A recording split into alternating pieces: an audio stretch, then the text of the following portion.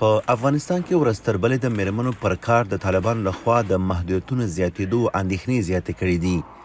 د ملګرو ملتونو د مرستندویو پلاوي دفتر یوناما په یوه اعلامیه کې له طالبانو غوښتي چې د ښځو د سینګارتونونو د تړلو په اړه فرمان لغوه کړي.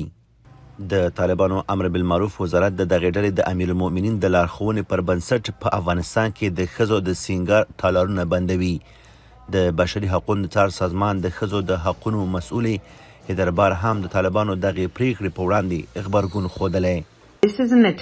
دا د هغو میرمنو پر وړتیا برید دی چې په خصوصي سکتور کې په کار بوختې دي او دا واقعا د اندېښنې وړ ده.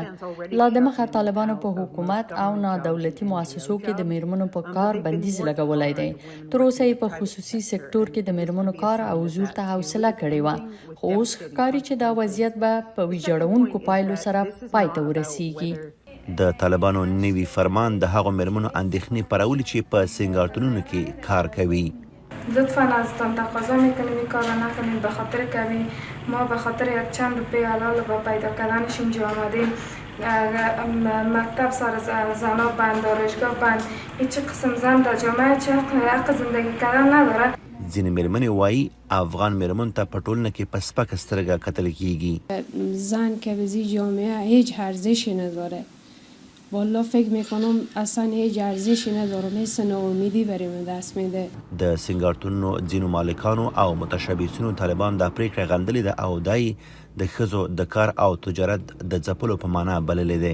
لومړی منفي تاثیرات خو یې د ښځو په اقتصادي ژوند ده چې د دوی د کور دپاره ډوډۍ راوړونکي دي او په هر آرایشګاه کې 10 12 نفر کار کوي، هغه هم ټول زنانه، او یو مدرک د معاش له هغې ځای نه حلال روزي ځان ته پیدا کوي.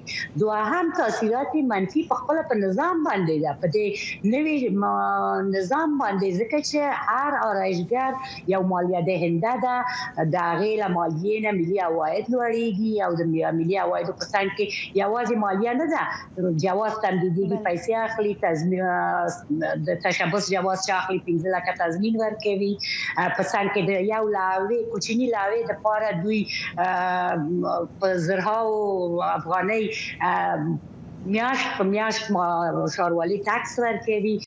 واک ته طالبان رسیدو وروسته یې تر اوسه په لسګونو فرمانونه صادر کړي، نجونې او میرمنې له زده کړو بې برخې شوي او پر کار محدودیتونه لګېدلي دي. خو طالبان تل وایي چې د شریعت په چوکاټ کې میرمنو ته حقونه ورکوي. وحید فیضي، د امریکا غږ، واشنګټن.